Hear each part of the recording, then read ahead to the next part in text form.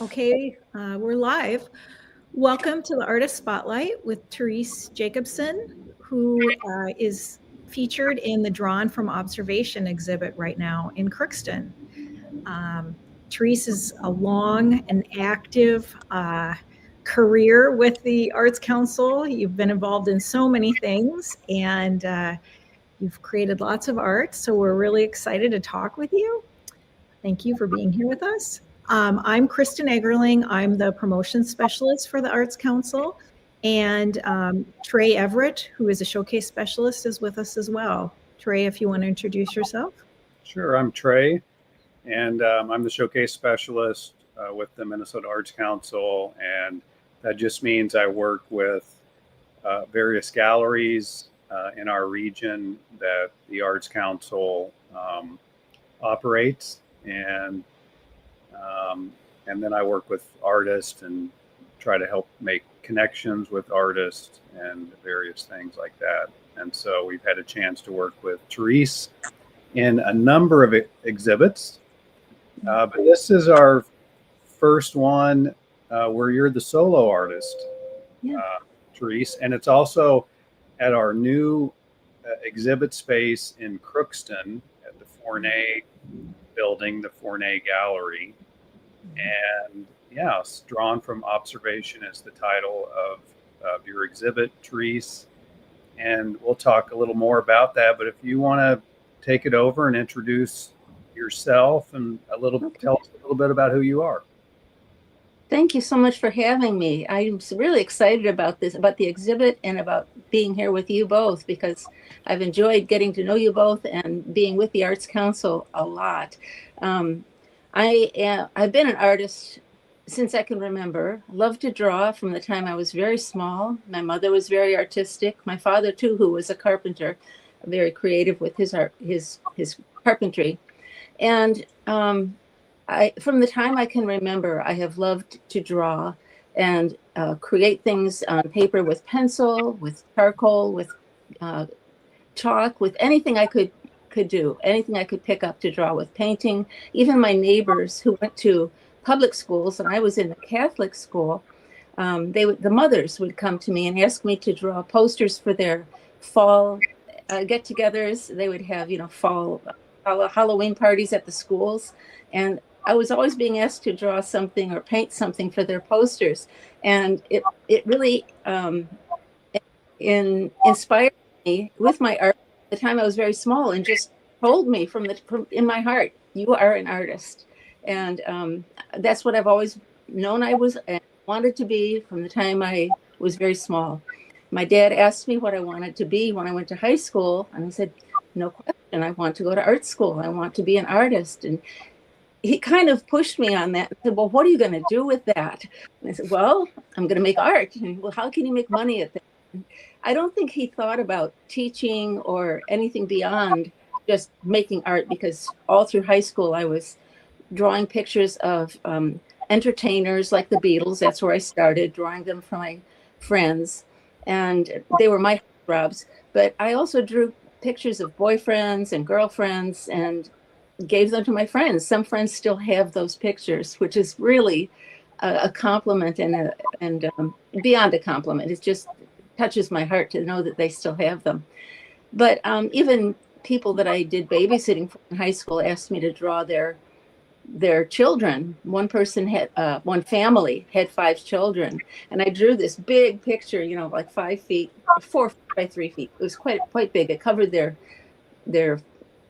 fireplace, up above their fireplace, and I did them in pencil, and they were really quite good. All these 5 children, just their faces, and they framed it and put above their fireplace. So I was being hired at a very young age to do portraits. And beyond that, I just went to art school at the Chicago Academy of Fine Art out of high school. Went for a couple of years, didn't get my degree because I left there and got married and had children, and kind of, messed around with children. Not messed around, it's a terrible word. My husband will get that. Yeah, I did mess around with my children. I painted while I was having them. I sewed their clothes. I made clothes from scratch for all my children, even the boys. I made suits So that was my creative outlet while I was raising kids. But I never stopped painting and drawing them with pen and ink, with pencil. My whole life has just been around creativity. And when they were fairly well grown, I went and took watercolor classes with people in the community. And I don't know what else besides that until I went to college, which was when I was 48 years old. My first husband passed away, and there was a little bit of information in between there I'm skipping over, but I moved to Minnesota when he was gone and went to Bemidji State University, got my teaching degree, my BS and my MS in teaching elementary and high school art and elementary ed. And I just took off from there. I kept taking commissions. I took a lot of commissions to paint portraits. And I even painted the portraits of the mayors of Chicago, going back, not Chicago, I'm sorry, I'm still living there in my mind. It's on my mind right now. The mayors of East Grand Forks, which they hung in their rotunda. I don't know, it's not a rotunda. What do they have for their office, where they meet, where they have their meetings? I don't know all that. I can't remember. I've got that old brain going on here. But you know what you're talking about. Thank you. But I did a whole bunch of paintings for them, which they paid me for. They were acrylic on canvas paintings of their, as many photographs as they gave me. I interpreted these little black and white photographs going back to the 1800s, because all those had been lost in the flood back in 97, and they couldn't replace those. So they had me take the little tiny photographs and interpret them into acrylic portraits on canvas. And those are in the Grand Forks building. And I was so honored to do that. That was in 2012. And I don't know, that was probably the most, one of the nicest things that I ever did. But I also paint a lot of portraits of other people, not just my family, but other people hired me to do portraits. And I just love doing that, both in watercolor and in acrylic, in pen and ink. And I'm trying to think what other I've done. In gouache, and I've done a lot of pets. I've done horses, I've done dogs, cats, children, everybody you can think of, even elderly people, which I think is really incredible to do, because they say, you can't do that, they're old and wrinkly, but that's the most precious people you can paint. You get so much expression, and it's just a joy to paint anybody and to get it right if I can. And I just love observing and seeing. I work from pictures, but to observe the actual and see how they behave and see what their animation is like when they're when you're with a person in person or an animal. That's the best to do. But I work from photographs mostly, and that's been pretty much my experience as an artist. I've done some exhibiting with you, of course, but also before here I exhibited in Grand Rapids, in the Chicago area, in a number of cities there. My first exhibit was in Libertyville, outside Chicago, and then in other areas all around Chicago before I moved to Minnesota. And, it's just been such a wonderful, wonderful experience being an artist and meeting people, because people who are involved in art or want to be involved and have you work for them is the most grounding and most exciting way to live. To meet people who love the art and want to hire you or want to work with you. And that's been one of the joys of being with the Arts Council, both working with them and meeting other artists in the Arts Council. This Northwest Minnesota has so many incredible artists of all different types, both in clay and in painting and in performance. We've got so many incredible artists in Northwest Minnesota. I don't know how we got blessed. We have so many up here, but it's just incredible. Trey, your painting is so different from what I do, your mural, and they just speak to so many people.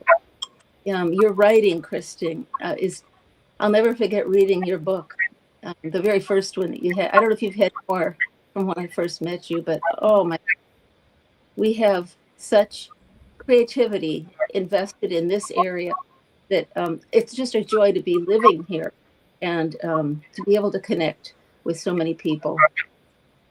So that's been my experience being up here. So I don't know if you want me to keep going, but I could. I'm married to a writer who taught at UND for 33 years, and he's got a number of books that are published, some of his books of poetry, long poetry mostly, were published through Dragonfly Press in Northdale. Is it North? No, not Northdale. Somewhere southeastern Minnesota. The editor passed away a couple of years ago, so that now moved on to another series of editors. So I'm not sure how that's functioning right now. Dale hasn't worked with them. Scott King was his publisher. So I'm not sure who's running that now, but so he hasn't had any books published through them recently. But he has just an incredible talent. And it's such a joy to live with another creative person. And we are so equally yoked, you know. It's great to live with somebody that is extremely creative too, and to be on that same plane with that person. Do you ever collaborate with Dale on any projects? We have. I've done a couple of his covers. He's got one called, and I have to think of the name. I wish I had his books up here. They were in my bedroom. That are up in my studio. He's got, what's the, you might even know. I should call him, but he's way in the other part of the house.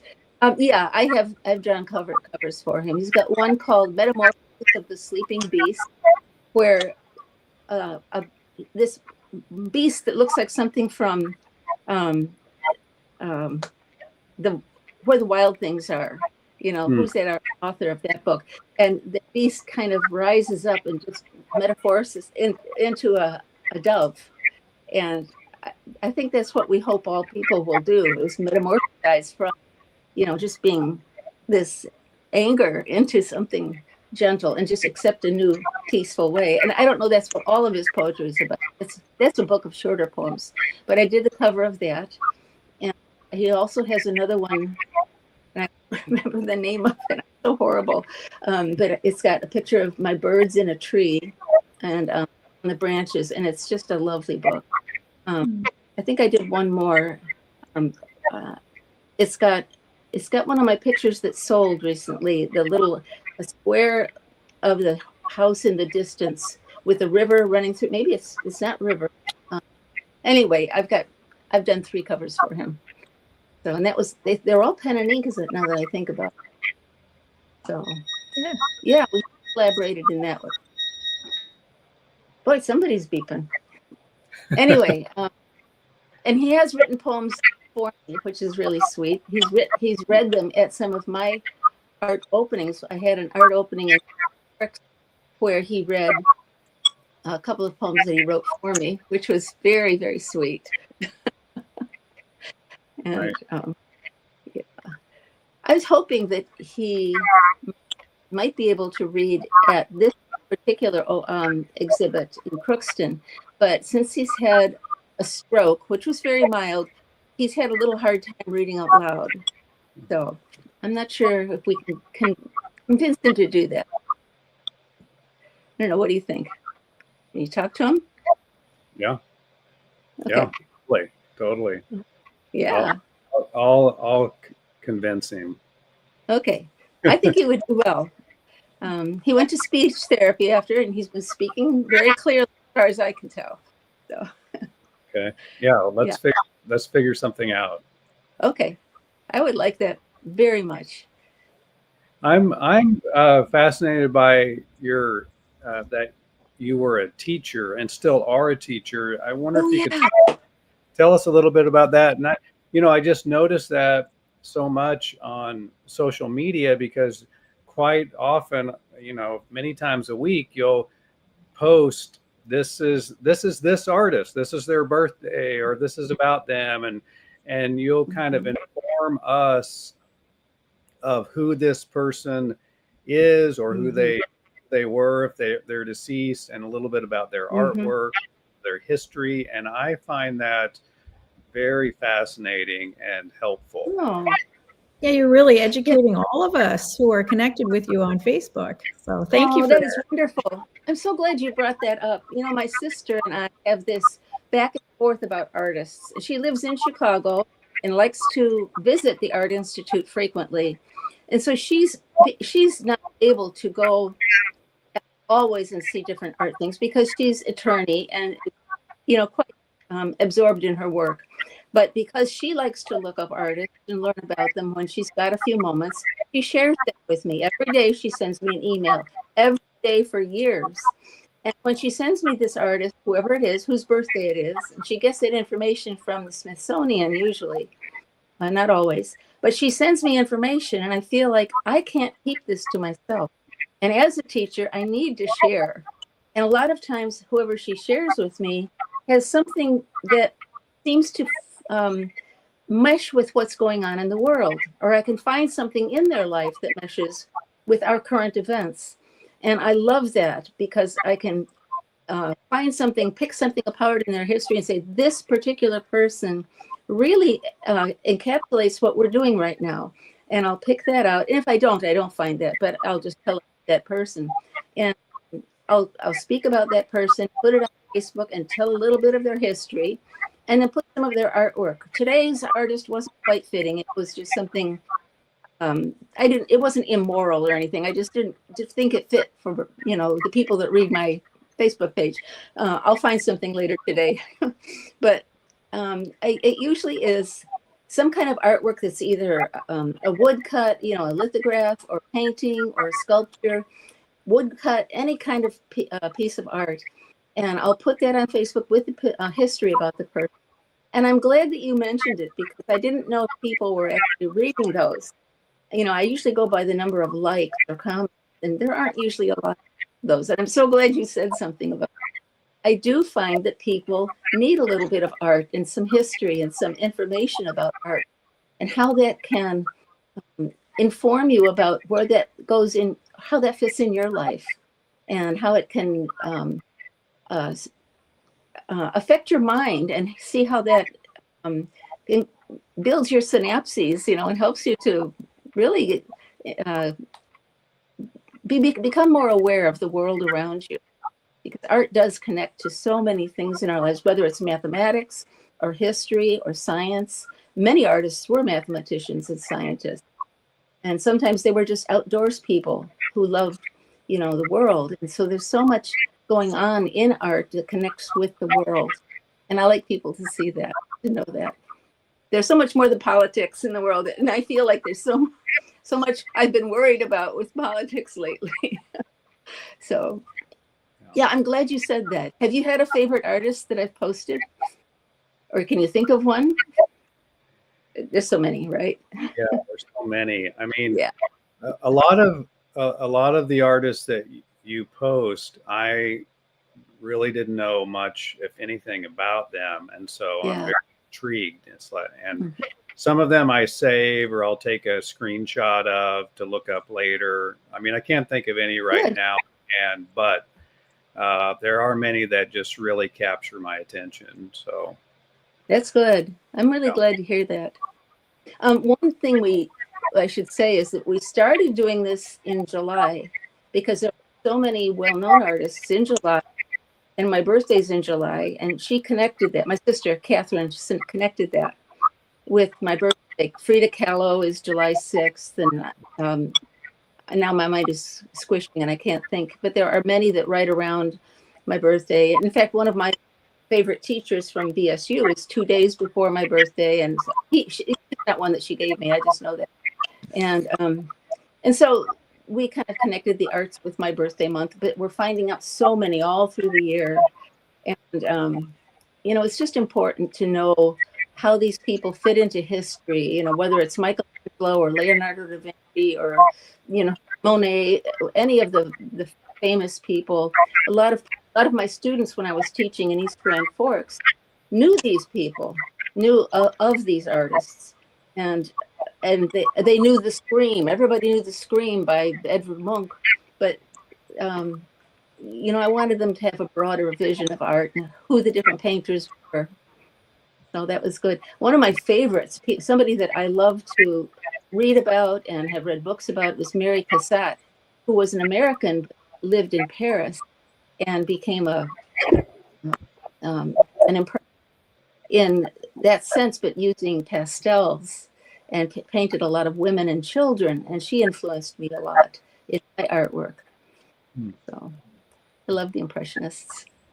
Therese, can I ask you about the piece that you have in our exhibit, not the drawn from observation, and we'll be talking about that, but the exhibit at our gallery right now, featuring your brother. It's really interesting. It's just created really, it's very unique. I'd love to hear how you created it and hear about your brother as well. There is a story behind how I started that. It's made with address labels. And I started doing that. I did the very first one.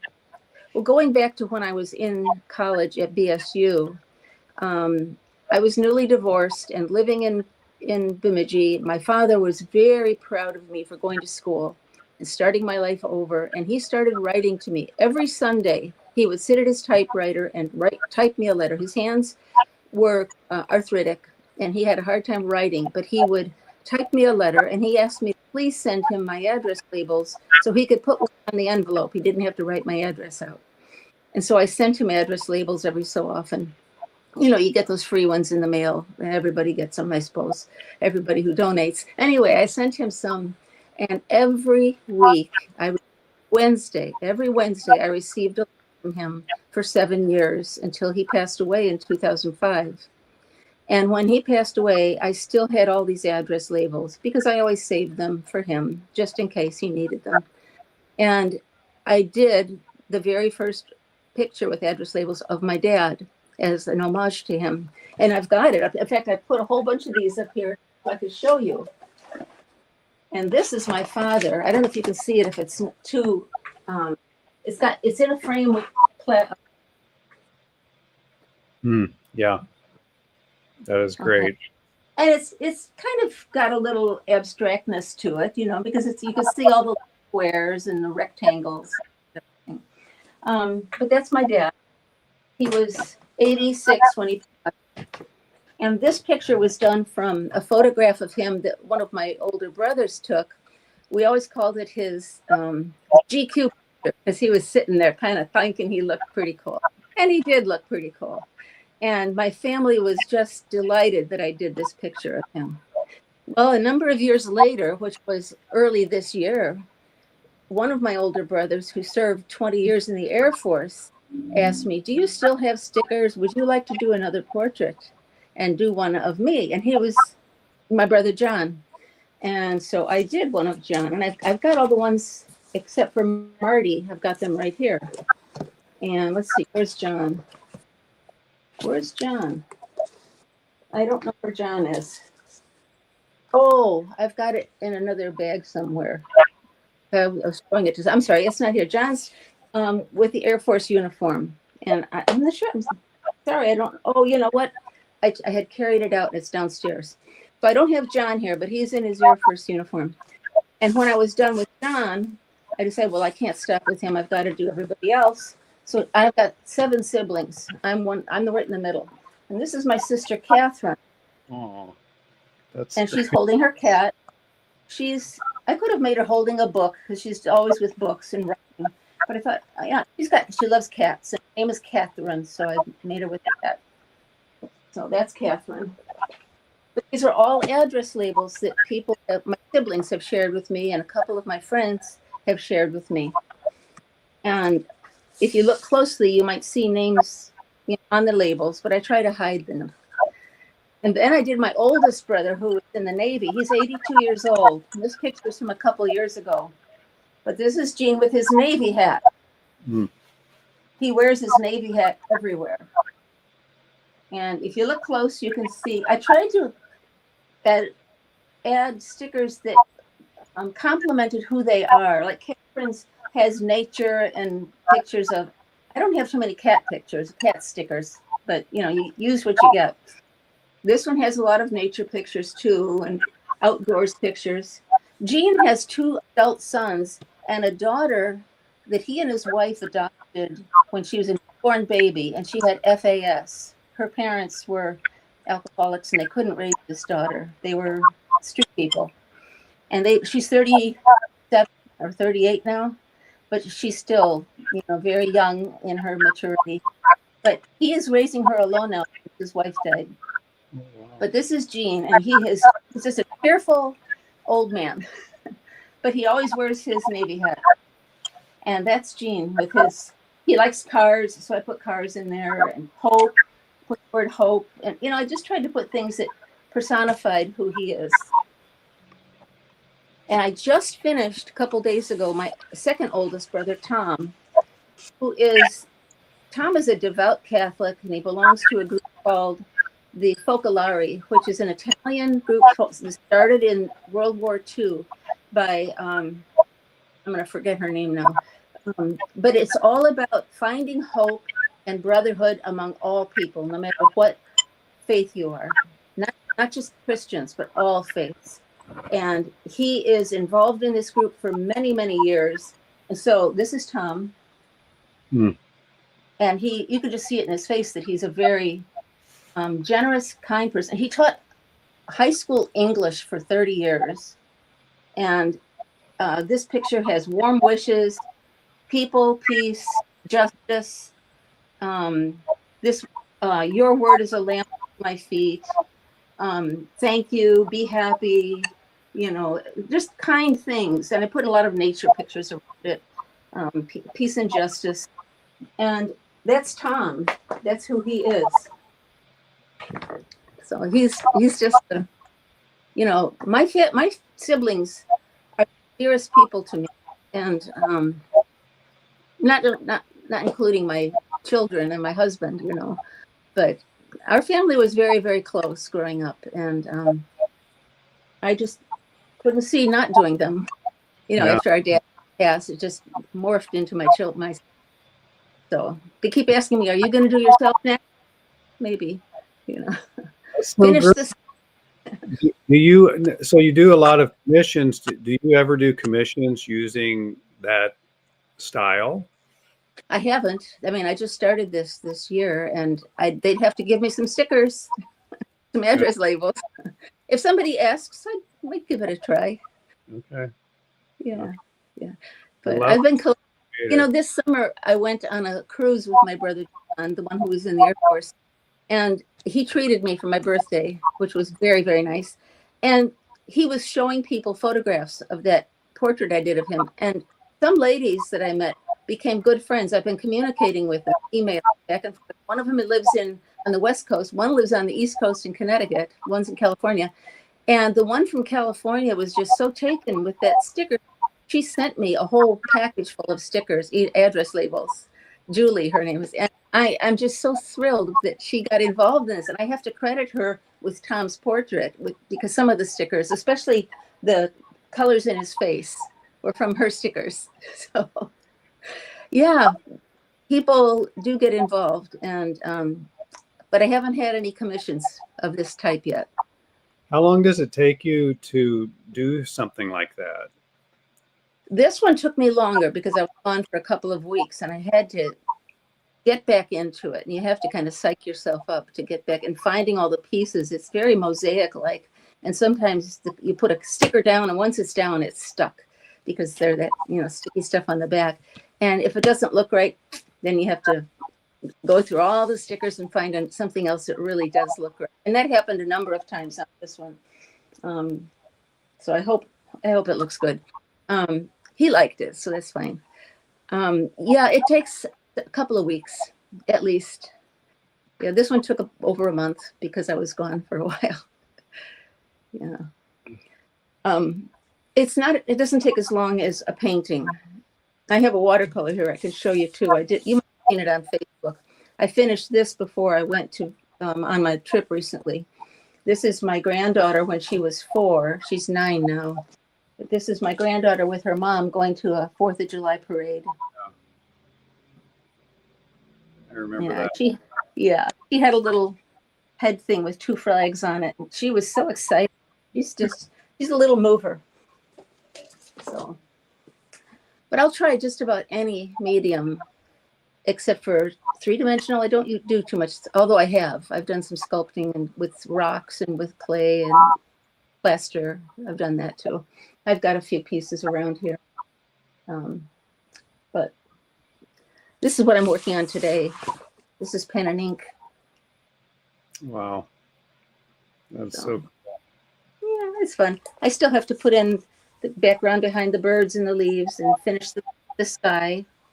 So that's similar to the one that's on my Facebook profile picture. Do you take time every day to be creative and to do work on artwork? I try to. It depends on how I feel. I have arthritis in my arms, and so if it doesn't feel good, if the barometer's changing, I usually don't. So, but I'm working on that, exercising, Yeah, I do. I try to stay very creative every day, do something. Sometimes I'm just sitting with a pencil, with a little sketchbook at the window. We've got, bird feeders out in front and a squirrel, and I'm just doing mindless stuff, trying to keep working. I think you have to almost every day. So. Therese, in your discussion with Phil on the radio, which I would put a plug in if anyone hasn't listened to your interview, to listen to that. It's on our website. But you talked about, I can't remember if you said you live an artful life, how you see art and everything. Do you want to talk about that a little bit? Sure. That's really true. I think that art is everything in your visual realm, everything that you look at. I can look outside or look around my room and right away think, how would I draw that? How would I create that on paper, or how would I mold that? Usually it's drawing. How would I create that in 2D to make it look 3D, or just to create a design? I mean, right now I've got a lamp on my table here, a little art light, and I can see shadows coming off of that. And I've got little skylights up here, and they create shadows and planes. And I think, what color would I use to paint that? What color would I use to make the depth? That just comes into my mind automatically. What would I use? Would I use watercolor? Would I use acrylic? Would I use pen and ink to draw that, to create the visual? Look at the perspective I could see across the room. Everything I see is in some kind of perspective or color. I every day is like that. I don't see things flatly. And when we're driving in the car, it's the same thing. And I think I mentioned that in the interview, that when I'm looking out the window, and especially around here where everything you can see for miles, the agricultural land is, when it's growing, when the wheat is all that green, light green, or when it turns that golden yellow when it's ready to be harvested, or any other crop. Right now it's the corn is all that kind of a golden color ready to be harvested. I think, what color would I use? What medium? Would I use colored pencil? And what about the shading? What would I use to make the shading? And I'm always thinking about that. I just can't let that go. It's always some kind of, what medium would I use? What size paper would I use? Looking out across the expanse, I think I would love to paint that on a huge canvas, just huge, with a tiny landscape down here and the sky, enormous sky, because that's what it looks like in reality. And I would just love to do that. I don't have space in here. I've got a peaked roof in this studio, but I don't know if you could see. It's kind of low, but I really would like to do that sometime if I get the space. Speaking of your studio, I'm always curious about artist studio spaces. Can you tell us a little bit about yours? Do you like to have a nice, clean Or studio? Is it messy? Just what are your favorite things in your studio? Probably my favorite thing is this huge table that I've got. It's about 5 feet long and 4 feet wide, and it used to be countertops. My dad made this for me many years ago, probably 30, 40 years ago, when I still lived in Indiana. And he made a base for it that collapses. I mean, you could lift the top off, but oh my gosh, it weighs more than I do, I think. And because it's a heavy countertop. You know what, let me just show it to you. I'm gonna turn I gotta get off my stool here. And I don't know if I could turn this around on here or not, but maybe I can go this, and it's messy. It's, I don't know if you could see it. You can look underneath and see the braces for it. And I've got stuff underneath there too. I just got, it's big and it's heavy. I don't know if you can see that or not. It's just a big old table, and I've taken this everywhere I've lived. And Dale, God bless his soul, brought it up here for me. I've got boxes under there. Sorry about that.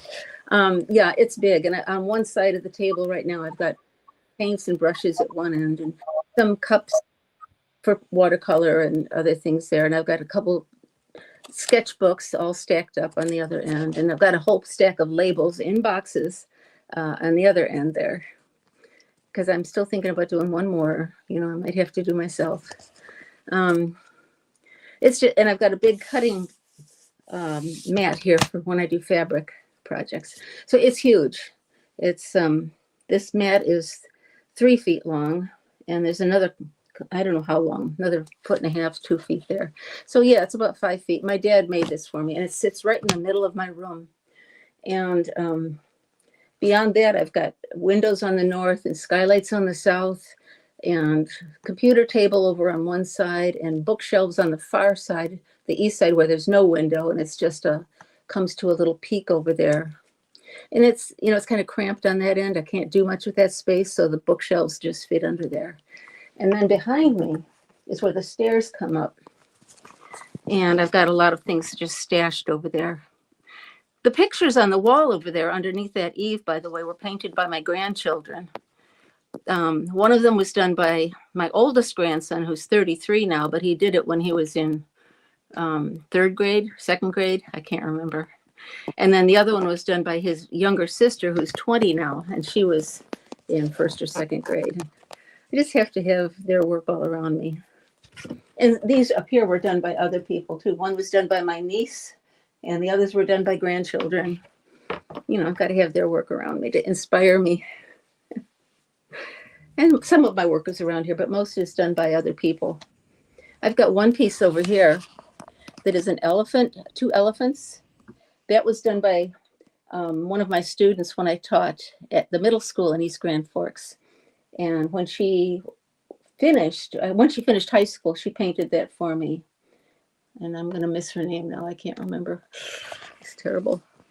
I know it. You have to give me 10 minutes to think of it. That's what happens when you're 75. It just to wait for things. To wait for your brain to catch. That's right. Do you want to talk about your art in the exhibit right now? How many pieces? What kind of work it is? The title drawn from observation. How did you come up with that? What does it mean? I had a hard time coming up with a name, and I was talking to my sister Catherine and said, I just don't know what to call this. I mean, all of my pictures are just drawn from my observation. And she said, Therese, there's your title. So that was it, drawn from observation. I painted the 4 paintings of my granddaughters, which were a takeoff of the 4 paintings I did of my grandmother, mother, myself, and my daughter, the 4 ladies. And I decided to paint the 4 granddaughters. And that was just a really good setup for those. And I just loved painting them. I have things I wish I had changed a little bit about one of them. I wish the older granddaughter, who I painted like double, I called it 2 occasions.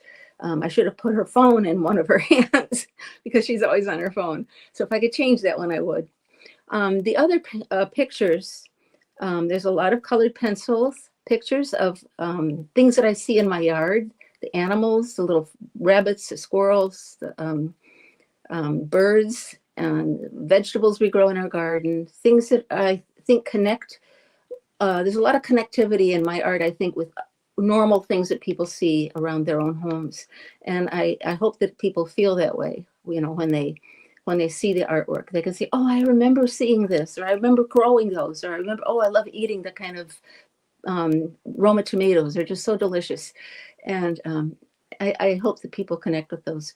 The other ones are more, the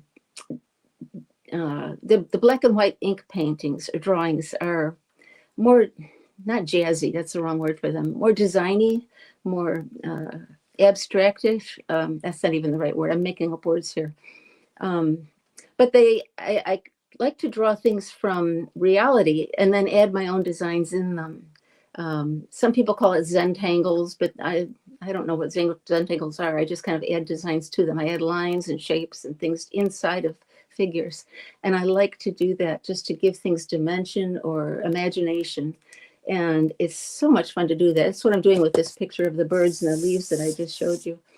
I like to use lines and dots and tiny shapes, and to give things some kind of an interest, you know, rather than just, okay, there's another picture of a leaf, or there's another picture of whatever. It's just great, I don't know, mind therapy in a way. I started doing those pen and ink drawings during COVID when I was inside a lot, and would draw a shape and then just add some dimension to it. And it's so fun to express yourself, just to draw something, a shape or something that you're looking at on the table, or something you see out the window, and to add extra lines to it to give it an odd, not odd, that's the wrong word, a creative or an interesting shape or an interesting dimension to it, and make it interesting for other people to look at and have fun with it. Life is interesting. There's so much more to life than we actually see.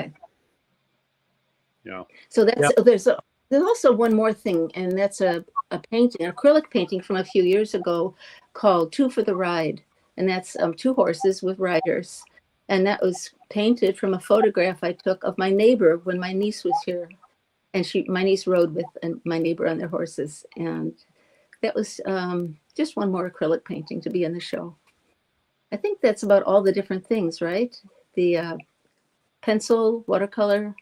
No, there is no watercolor. Pencil, pen and ink, and the acrylics. Is there anything else? I think that's about. I think that's it. There's 29 pieces, I think. 28 pieces. 29 pieces, and a large variety, like you've just explained. Many sizes. Many pieces are for sale. Yeah. And I'll just say something about the gallery space. So this is in the Fournet Building, which is downtown Crookston, which I never can remember the address, but it's on 101. 101. Is it Main or Broadway? Broadway. Broadway. Okay. 101 Broadway, and downtown Crookston. And so this is a restored hotel. And it's one of the biggest buildings in Crookston. It's now been refurbished into a variety of different offices. And the University of Minnesota Crookston has a large space in it. And on the second floor, the atrium, there's a giant glass ceiling. And so it just makes a great space for artwork. And so this is free and open to the public. There's an elevator people can take, or stairs to the second floor. And then once you get off the elevator, there's the artwork in this nice little atrium area. And this is open from 8 to 5, Monday through Friday. And so let's see, when did we open this exhibit, Therese? That was in... Was it September? September. And then it goes until December. I've got on my calendar December 19th. That's a Friday. I think I need to change that. I'm going to be out of town. We might need to change it to the 18th, but That's fine. okay. Yeah. But just so people know, that's when the exhibit will close. So we encourage people to come out and take a look at this exhibit. And like I was saying earlier, this is a brand new exhibit we've been trying out and found it very successful. Lots of people have been there. And we encourage you to sign your name in the guest book. That's kind of how we keep track of who's showing up, how many people are showing up, and just a way to judge, how many people are coming by and taking a look. So this has been good. And we've already had your reception. Yeah, it was fun. A great reception, a lot of fun. Yeah. And this just came after another reception or another art exhibit you had in East Grand Forks or Grand It was Forks. in Grand Forks. Yeah, that was at the Arts for Vets in Grand Forks. Yes. That was fun too. That was very different than this one, but it was a whole different crowd of people, different art space, and it was delightful. I really like the people there. Kim Fournet Wilson and Mandy Smedstad. I don't know if I'm saying her name right. Just great people to work with. Yeah. I just have another question. What advice would you give to people listening, artists, just any kind of artistic, creative, maybe just general advice you could, or wisdom you could give? In any art field at all, any creative field, keep making art. I used to tell my students that too. Oh, in fact, elephant is my little totem, and I would make an elephant and put make art, or always make art inside the elephant. Always make art. Don't stop. Every day do something, even if it's just to write yourself a note of what you made that day or what you thought about that day. But always make art. Keep practicing. If you're a dancer, dance. If you're a musician, make music. If you are a painter or a drawer, and a drawist, however they're using that word these days, just do it. I'm gonna do Nike here. Just do it. Sorry, Nike. And make what you make and do it as often as you can. If you have a special time during the day when you can do it, set aside time and do it, because you'll improve. You'll be much better at it. You'll and connect with other people. That's very important. Connect with people. If you can't get out of the house, find groups online and connect with people online. Have chats, or find a friend that does art and connect with them. Have conversations. I recently found a friend, within the last 6 months, that I didn't know before, that I met through Arts for Vets. And she's in East Grand Forks, and we live, a good 20 miles apart, but we email each other. We show each other pictures of what we're making. We tell each other what we like about what we're making. And it's just so great to critique each other and to talk to each other. And it's so wonderful to have somebody that you can connect with, even when you can't be there in person. So do that. Make your art, find a friend, find a group. Whatever you can do, stay involved in the arts. And most of all, if you need support, get in touch with the Northwest Minnesota Arts Council or any arts council in your area. I mean, they have been such a blessing to me, such a blessing. I have just loved being with the Arts Council, both professionally and as an artist. Professionally meaning I worked for them. So I don't know what else I can say. Just do your thing. Okay. So Therese, if someone wants to see your art or find you, how could they do that? Well, they can contact me probably through Facebook, or they can call me. I don't know if my number is listed on there. They could call the art. Actually, I'm listed on the Arts Council artist page. What's the name? You have an enhanced listing? I do. I have an enhanced listing on the Arts Council page, and I'm in the book, the artist book of Northwest Minnesota artists. Those are the two best ways to reach me, and all my contact information is there. I don't have a website. I was listed, I think I still am listed on Fine Arts America under my name, Therese Masters Jacobson. And you can see my artwork there. I have to check. I haven't paid them any money, which I don't know if you have to pay to be on there, but I've had a page as long as I can remember for the last, I don't know, 10 years or so. So you could check there too, but I would check with the Arts Council. That's the best way. Awesome. And you do commissions and sell your work? Absolutely. And I'm very reasonable. And I'm quick. Yeah. So call me. Is there anything else that you would like people to know about you or your art? Oh gosh. Whatever. Like I said, I'm willing to do many different types of artwork, from water-based materials, both pen and ink, watercolor, gouache, and acrylics. Those are all water-based. Pen and ink. Pencil. I can even do pencil if you want just a simple graphite pencil. I've done other things too, like chalk or pastels, although I'm not as familiar with that. I've never done it for commission before, but I try just about anything that's a water-based on paper, flat surfaces, visual arts. So I'm here, and I'm pretty good. Yeah. Give me a call.